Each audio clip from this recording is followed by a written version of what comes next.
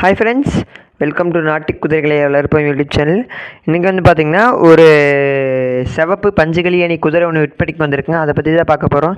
வீடியோக்குள்ளே போகிறதுக்கு முன்னால் சப்ஸ்கிரைப் பண்ணுங்கள், பக்கத்தில் இருக்க பெல் ஐகானை கிளிக் பண்ணுங்கள். வாங்க வீடியோக்குள்ளே போகிறோம்.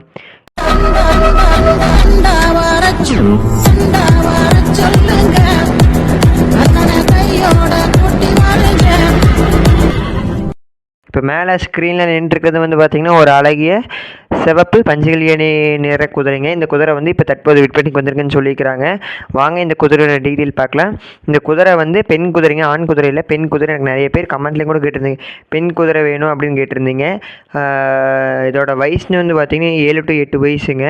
தொழில்னு வந்து பார்த்திங்கன்னா ரைடிங் வண்டி ரெண்டுமே பக்கமாக போகும். லைட்டாக அப்படியே துருசு மிதிக்குது. நல்லா நான் மெட்டி ஓட்டுனா நல்லா துருசு இது கொடுக்கலாங்க. இப்போ லைட்டாக அப்படியே ஒரு 25 to 30 இப்போவே துருசு போகுதுங்க.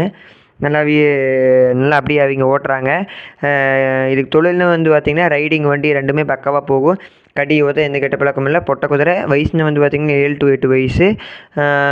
ஹைட்னு வந்து பார்த்திங்கன்னா கொலாம்பு கழிச்சு 60 இன்ச்சுங்க. இந்த குதிரை இருக்கிற இடம்னு வந்து பார்த்திங்கன்னா திண்டுக்கல் மாவட்டத்தில் இருக்குது.